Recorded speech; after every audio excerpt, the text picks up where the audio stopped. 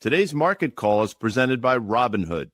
Elevate your trading with Robinhood Legend, the sleek, free, customizable desktop platform built for active traders. While there is no cost to use the Legend platform, there are other fees associated with your brokerage account. See the Robinhood financial fee schedule for more information.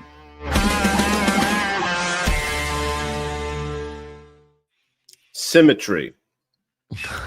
It's a word that I like. I'm one of these people that actually likes symmetry, but I'm hoping that symmetry does not find its way into my sports. Now, indulge me for a second. The New York Rangers begin their hockey season tonight. The New York Yankees play baseball tonight. Symmetry suggests that the Yankee season will end and the Ranger season will begin, Dan Nathan. But I'm here to tell you that although the Ranger season will begin, the Yankee season will not end. By the way, it is now 11:01 on the East Coast. It is market call. It is Dan Nathan. It's G Swizzle, who's a little subdued because, because of symmetry. I walked into last night. It's 11 o'clock. I'm going on the thing at MSNBC. And they have a bunch of Stephanie TVs. rule. Yeah, I love Steph.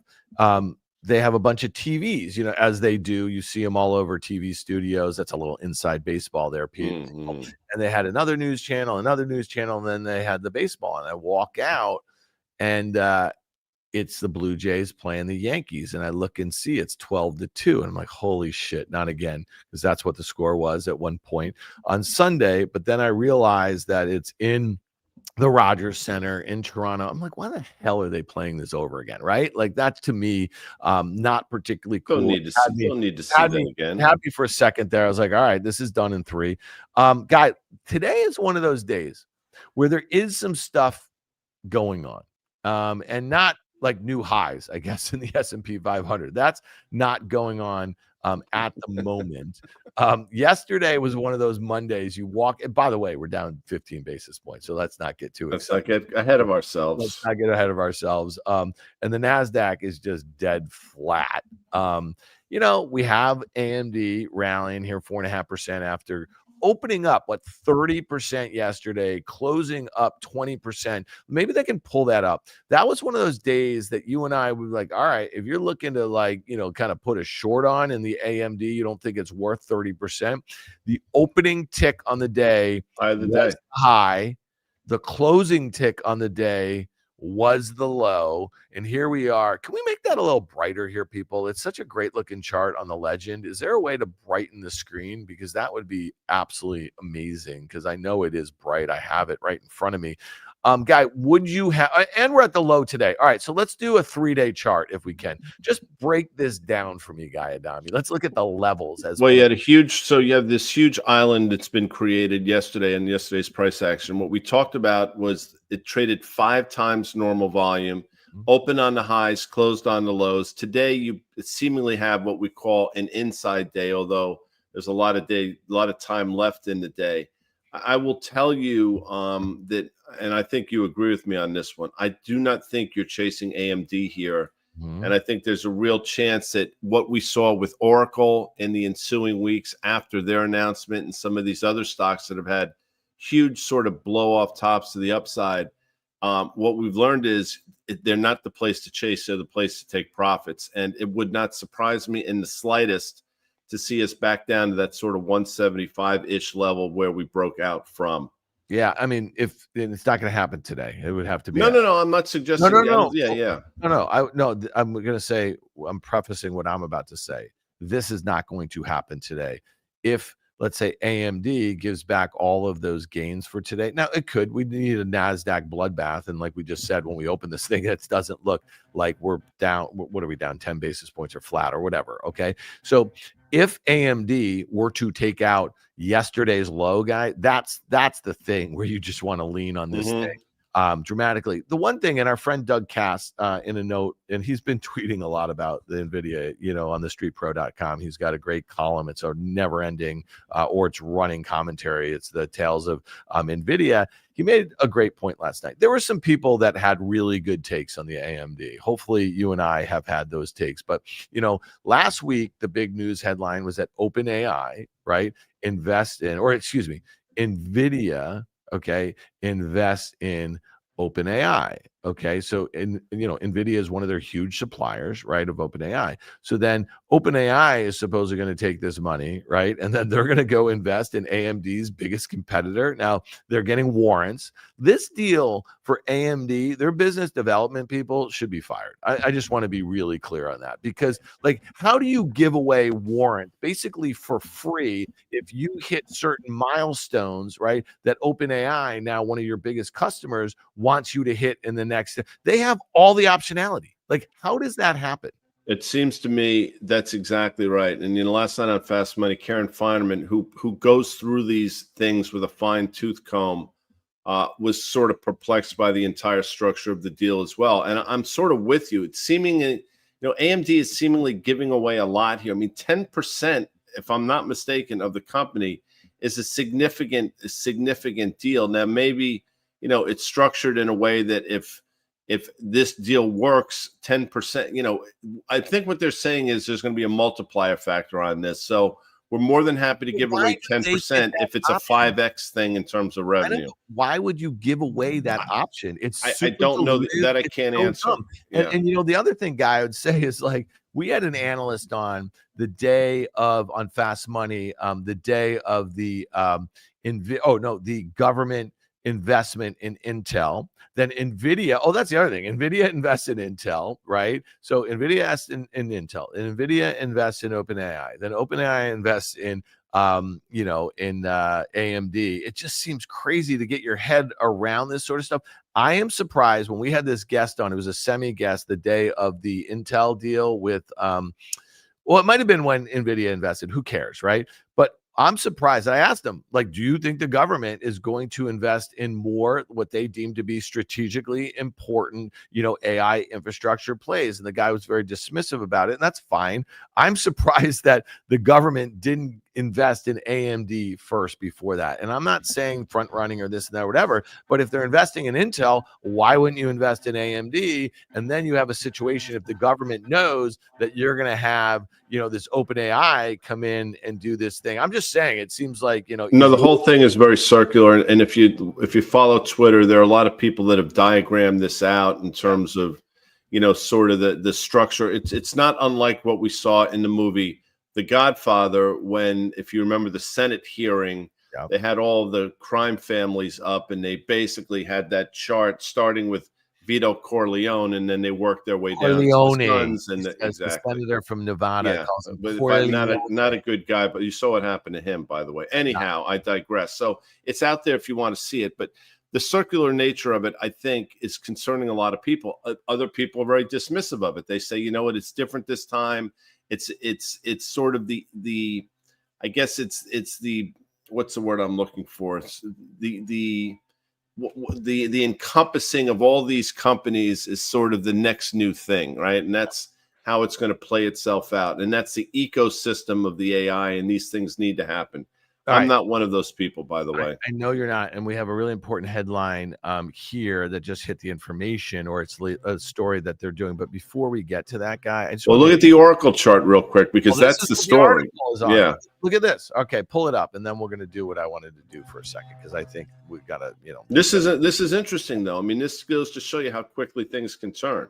Yeah. So you see what's going on here, Oracle through that. But let's pull up really quickly this headline from the information, because it reads such as this. Internal Oracle data shows financial challenges of renting out NVIDIA chips. I mean, this is what we've been talking about. There's no visibility on this, right? And then all of this, like, circular.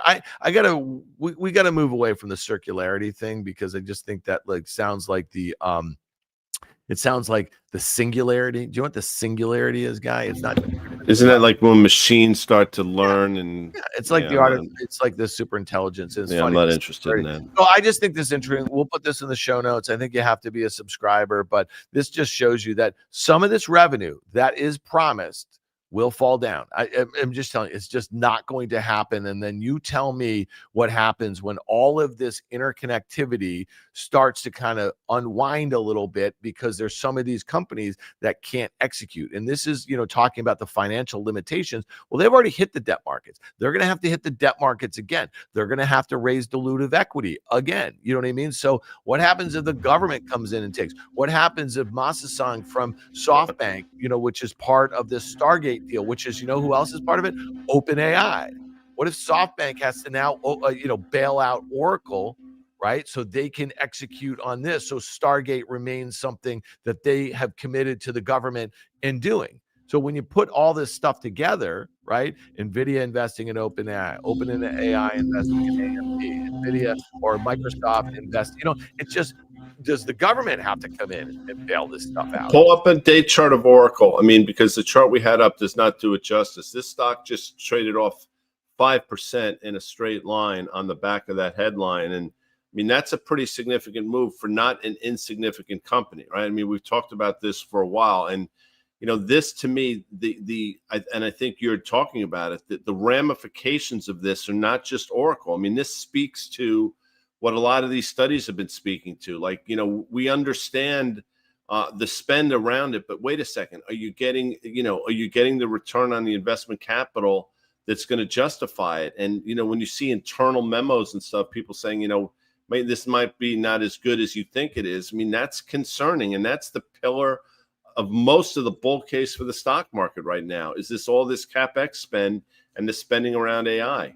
Yeah. And, we highlighted this on Fast Money too, guys. So it's, we're starting to see some of these like groups kind of fall down a little bit. Some of these memory names like Seagate, Western Digital, SanDisk, pull up the Seagate chart right here. So we've talked about this, right? So if the GPU is really the most important thing, at least from an investor standpoint with this data center trade, right? Then it's the server makers, which is Dell and Supermicro. And there's a whole bunch of like cooling systems and the like here. I'm actually at a conference tomorrow, and I am doing a moderating a conversation with the CEO of XN Energy, okay, that make these cooling systems. So I'm really excited about that, right? And then you have a whole host of other components here from the memory side. Micron, pull up Micron for a second, went absolutely ballistic. There's no doubt in my mind. I don't mean to sound so definitive. I would not be surprised, do a 1-year chart, please, or a shorter dated one, if this stock pulls back from this parabolic sort of move. So we're starting to see that in some of the groups here. And I know that, again, I'm not trying to make such a table pounding bearish thing, but at some point there's going to be this knock-on effect, guy, across this entire trade, and it will take the NASDAQ back a bit. Let's pull up the QQQ for 1 second here. This is something that has absolutely gone parabolic too. If you think about, well, not parabolic, but you see the breakout here. I'm looking at the S&P, and again, I've been trying to figure this one out for a while, but we made a new all-time high today in the S&P, 67.54 and change. Here we are now, 67.20 on the back of this Oracle headline. We'll see if there's some knock-on effect of the broader market. The VIX is pretty tame right now, oddly enough, just a little bit north of 16. But you gotta watch days like today, because if this thing starts to, what I think, moves to the downside, it starts to speed up, then you're going to have one of these outside days, and you're going to have some engulfing patterns in individual stocks as well. Yeah. And, you and I were pretty adamant about the fact that we thought, as more commentary came out about what the Oracle OpenAI deal actually was, that this stock was going to fill in a lot of that gap. If Oracle fills in that gap from last week, I'm telling you, AMD is going to fill in that gap for the same reasons. Now, Guy, I want to just make a hard turn here for a second. I know we got a lot of stuff to do on the broad markets, but there couldn't be anyone more disrespectful to the Godfather than Senator Geary. And we just mentioned the fact that what he was calling him, how he was referring to him, he said some very nasty things about the Italian immigrants. And I'm sure you took some issue with this. The one of my favorite characters in the first two movies is Tom Hagen. Okay. And I don't know if that's the case. I know you're a Michael guy, but Tom Hagen was an amazing. Duval was a genius. Big, I cannot stand about that, because what he did, I don't care what he did to the movie producer and the horror. That's not great either. But the situation with the girl and Senator Geary, I just don't like. Well, if you notice in that scene, and since you brought it up, it was not Tom Hagen was disgusted by the whole thing. If you remember, he's in there speaking to Geary, and then he looks over his shoulder and he sees, I want to say, who does he see? Oh, yeah. The guy who did yeah. And then, he makes a face like, really had it. So he was, I think he's shared in your disgust. You're saying he was just playing clean up there, and it was. Yeah, it was. I don't think Tom's idea was to whack the prostitute in such a harsh way, but what a messy situation. Messy situation. Again. All right. I'm glad you brought it up, though. By the way, I'm sorry. Amanda is doing great, by the way. He was also the football coach in North Dallas 40, Senator Geary. Back to you. Well, he's a great character actor. I mean, like I don't know his name, and I'm sure like Doug or Jacob will be Johnny on the spot with that. But great character actor. And by the way, I don't think Robert Duvall, and I said this the other day, I was talking with somebody, not you. I don't think he's ever been in. I don't think he's ever been bad in any movie. He might have been bad in some bad movies. We were talking about Jack Reacher 2, I guess, and that's a horrible movie. He almost saves it a little bit, and that's actually easily Tom Cruise's like one of his worst movies. I'll put the samurai movie in there. there was some movie with dragons. No, The Last Samurai is a great movie. It's a great movie. Come on. All right. Well, it's a great movie.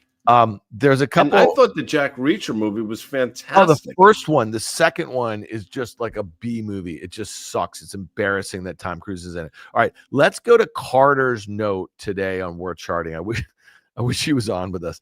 Today, October 7th, is the 6-month anniversary of the tariff sell-off low in the market. Not only has the S&P 500 index advanced a remarkable 40% in that period, has also done so without a single 5% drawdown since inception in 1927. And you could tell us a little bit about that period, Guy, in 1927, because I know that you basically, the situation between you and Charles Dow in 1927 was not pretty, because it was like a massive, like you basically put a black mark on the Dow Jones. We didn't get along that well. We had a sort of a thing in grade school. Yeah. Well, I mean, this was a really disgusting departure on your front. I just want to say that at a difficult time and a couple years before something got really ugly. The S&P 500 has experienced 243 sell-offs of 5%. The average time between 5% sell-offs is 62 sessions, 3.1 months. The median time between 5% sell-offs, 43 sessions too. At present, the S&P has gone 125 sessions without a 5% sell-off. All right. Talk to me about this data right here. It's just one more data point of all the things that we've talked about in terms of the excess of the market. And, we talk about standard deviations away from things. Well, this is now a couple standard deviations away from the norm. And, I don't think Carter's suggesting you can make a, based on math, it's going to be hard and fast, 2.1 months, 3.1 months. But when you start getting off, again, 2-3 standard deviations away, it's just a matter of time before you have some sort of mean reversion. And that's true in a lot of different things. As much as people want to say it's different this time and it's a new paradigm and that valuation should be higher based on a lot of different things, the reality is the only thing different are the names that we're talking about. The math is never different. And at some point, all these things come home to roost. And a headline like that from Oracle could be one of those things we come back in 3 months and say, it was that Oracle headline that sort of set the wheels in motion. We'll see. But it's obviously, again, it's having knock-on effects. You look at Broadcom right now. AMD, I think it's going to trade lower. NVIDIA probably should trade low on the back of this. I mean, there are a lot of things that should start to move on the back of that internal memo, apparently. Yeah. Guy Adami, the S&P this morning, not too long ago, because we're still in the morning, just made a new all-time high. A new all-time high. It's trading at 67.18. It traded as high as 67.54. The 200-day moving average is 60.37. Let's go back. Let's go back 5 years, and let's just see if we can see that much room between the 200-day moving average, right? And we're about what 20% above that. It'd be interesting if someone wants to go to ChatGPT, how many times in the last 10 years the S&P has traded 20% above its 200-day moving average. Yeah, Because no, it has not happened that often. I mean, the last time it probably happened in a meaningful way was, earlier this year when again, the market was seemingly on cruise control, and then you had that situation in April. Then obviously we cascaded through it. So that's excuse as me, probably 10%, as extended as we were. But now it's 10%. probably twice that in terms of how extended we are. Yeah, I screwed that up. It's 10% above. Okay. So if you're going to the Chat GPT, it's 10% above. Okay. So if everyone feels great about the AI trade, which we know has drawn, it's driven, disproportionate amount of the performance over the last 2.5 years in the S&P 500. So why then, Guy, let's go to the New York Times. I thought this was the New York Times doesn't have a lot of conversations about the markets and market sentiment, but anxious investors push gold above 4,000 an ounce for the first time. So it's doubled in the last 2 years or something, year and a half. Who's anxious? Which investors are anxious? I don't think it's investors that are anxious. I think it's central banks that are anxious. And if you look over the last 4 years, the historic nature of central bank buying, I mean, it's unprecedented. It's seemingly each year buying about 11 or 1,200 tons of gold, and it's been going on seemingly without stop. There was a period of time last spring, not this year, the prior year, where it was announced the Chinese had finished buying gold, and gold sold off on the back of that. Then it was July then of last year when Goldman Sachs put out a note that said, well, that's not entirely true. They're just buying it in different ways now. And then the market was off to the races again. So I think the anxious investors or traders or whatever are coming in the form of central banks because they've been the buyer of last resort here, and they're the ones that are taking it higher. And we've said for a while, the reason why is because they see they're hedging their ineptitude. And I think that's exactly what's going on. Now, the retail world has sort of caught wind of this, and I think they're starting to participate. But I think the most encouraging thing for the gold market is the fact that for the first time in a very long time, the gold miners are participating in a major way. So what that's telling you is the investing community actually believes that this rally is true. So I shouldn't say I don't see anything stopping this because there's obviously something out there, but gold is absolutely telling a story. Yeah, my only point there is that obviously if it's whatever retail buying, they're anxious, right? They're worried about something in the stock market, and maybe anxious is a dumb word. You know what I mean? You know what I'm saying? But and I think central bank buying is different than what retail buying. We had a guest on last night from Pantera, which is a digital asset hedge fund. Good. The guy did a nice job. Cosmo, I think his name was Cosmo. Yeah. Right? It was his first time on. While he was on, I think somebody asked him about, this is the new gold, the Bitcoin and everything like that. And, he made like an argument, it's transportable, blah, blah, blah. No one's walking around with gold. Let's be honest. Okay. But I went and looked on the ChatGPT. It sounds like maybe 7% of US investors, let's be generous, and let's say it's 10%, have some exposure to gold. The number that came up on ChatGPT, and I looked at the sources, was like above 25% of US investors have some exposure to crypto. Maybe that's high. Let's say it's 15%, but that's interesting. You know what I mean? Double the exposure to gold. And so for whatever it's worth, let's look at this. Okay. Let's go to the GLD for a second, because if you have exposure to gold and you just had that move, and maybe it's a short-term position and maybe this thing is busted out, I mean, that's a parabolic move. Let me drive here on the legend, because I look at this RSI guy. I mean, look at that. Okay. Like, talk about the overboughtness. Talk about how far that is above its 200-day moving average, much more than the S&P 500. Okay. So let's just say you want to collar this. What is a collar? You're basically giving up some upside by selling an at the money call versus long stock and using the proceeds to buy an out of the money put. So you've created a scenario where you have gains up until that short call strike, and then you're using the proceeds to buy put premium, right? Which gives you losses defined to that put strike. Okay. And if you want to be tactical and use this sort of thing, I'm looking at this chart, guy, and we're trading at, let's call it 367. Okay. Where would you say to the upside would make sense? Because you're just putting at an all-time high, you're just kind of throwing, you know what I mean, a number out there. It doesn't really matter. But if you're looking to the downside, where would you say there is a level where it could pull back to? I'm looking at maybe like 325 or something. Yeah. Just So above that put your breakout cursor level. down a tad. Those highs right there. So whatever that is, let's 320. call it 320. So I think this is right, by the way, because if you look on this chart, every time the RSIs have gotten sort of north of 75-ish, which Yeah. is where we are now. And if you go back and look, I mean, about 4 or 5 times that has happened.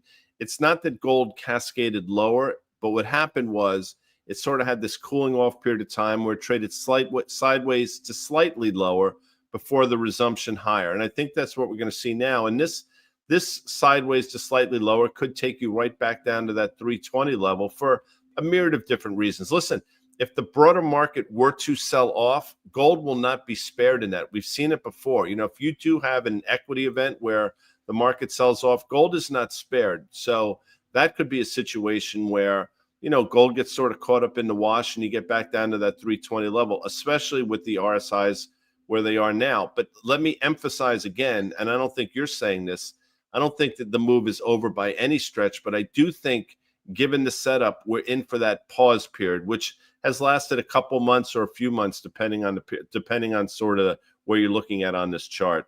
All right, so let me just kind of throw this out there, guys. So the last time, if you look at this, it's kind of late April or so, we had an RSI, maybe this extended. It's not this extended. I mean, it was pretty extended. You had a move from basically 320 to this low right here, guy. Let's call it 290. So if you take $30 off of 320, you can do the math. It's, you know, about 10%, right? Let's just kind of throw that out here. So if we were to take 10%, let's say, off of 366, that's $36. It gets you down to, let's call it, you know, 330 or something like that. That breakout level that we just talked about was basically 325. So let's just look at this. Let me go to the options chain for a second here. If we were to look at this and let's go out to November. Does that make some sense to you? Like, give yourself a little time, maybe 5 weeks. It's November 21st, regular way. And let's just go, this is at the money, right? So we're trading, let's call it at 367 right here. Let's look at that 365 put, cost you about $8, right? And then let's go down to that kind of 330 level here. Does 330 make sense? I mean, we don't want to be, well, we can't go 330 because the premium's not worth anything. Okay. So let's call it, you know, if we're doing 365, maybe let's go to 345, right? And so this kind of 20 wide, 365 to 345 would cost you about $6. All right. So if you're paying $6 for a 345, 325 put spread, your break even is basically at 339, right? So $6 less the long put strike, 345 less 6, it gives you 339. And you basically could have gains of up to $14 between 339 and 325.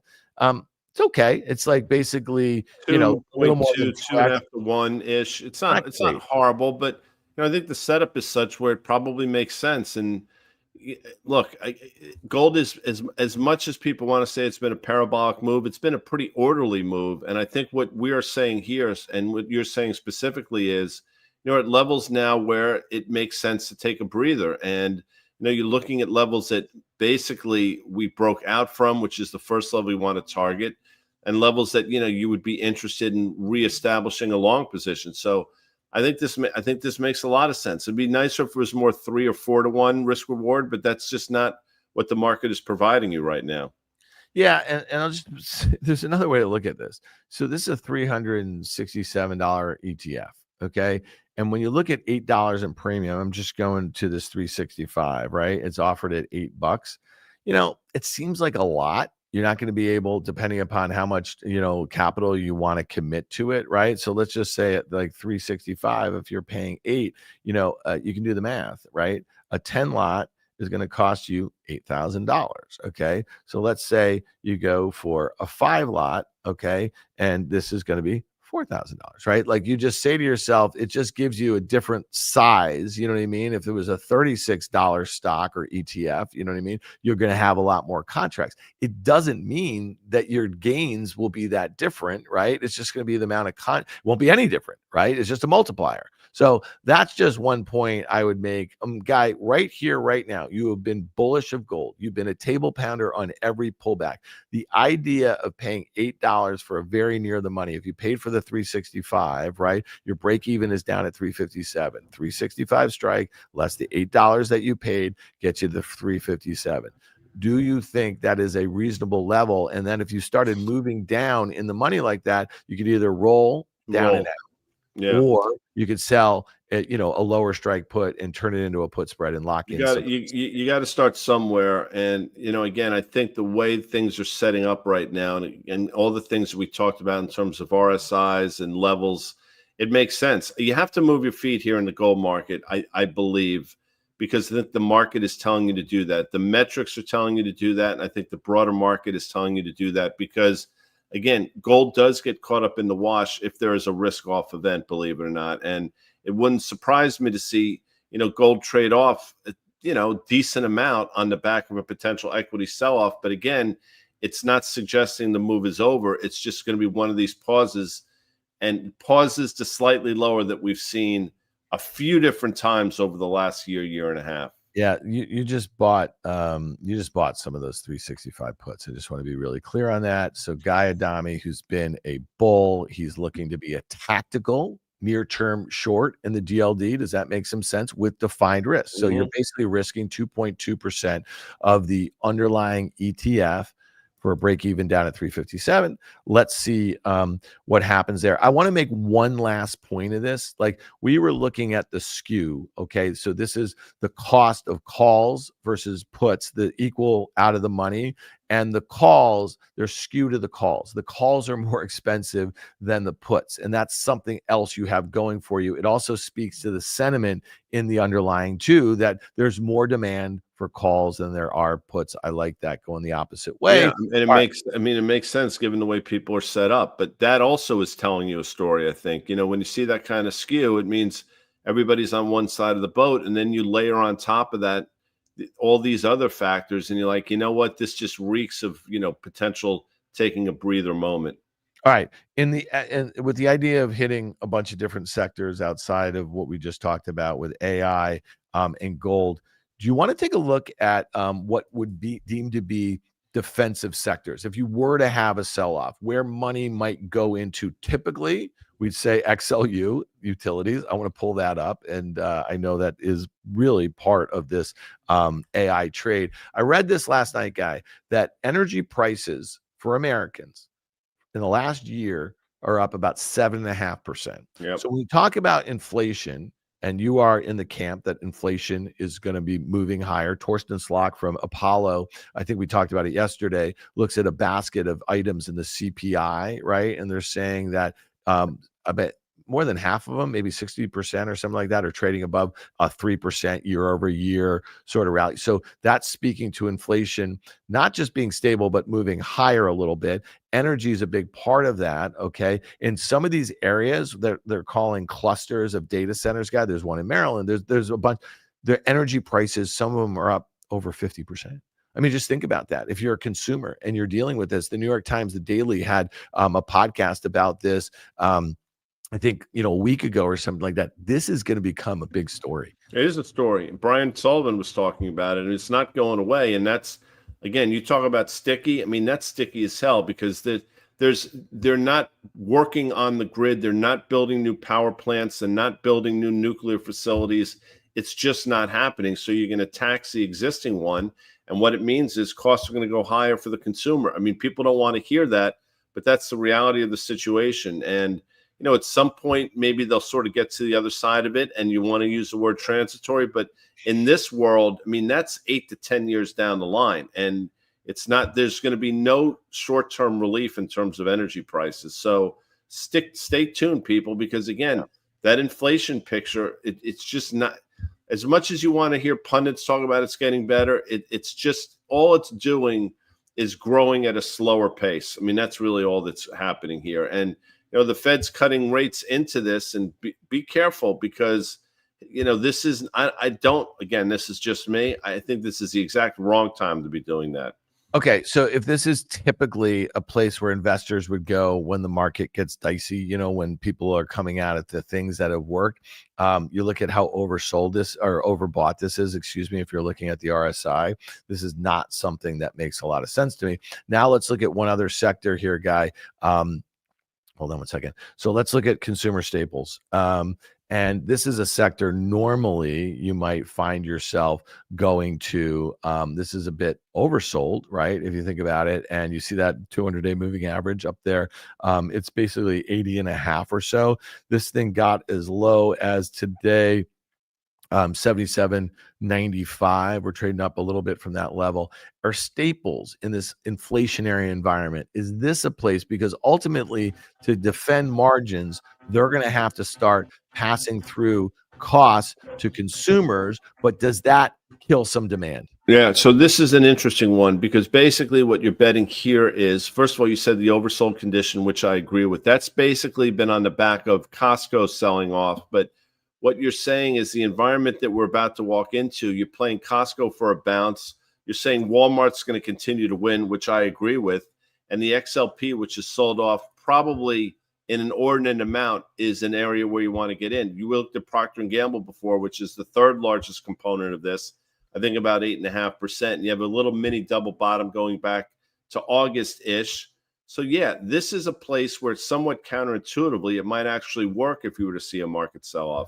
All right, what do you think? And I know you watched Paul Tudor Jones on Squawk and Friends yesterday with Andrew Ross Sorkin.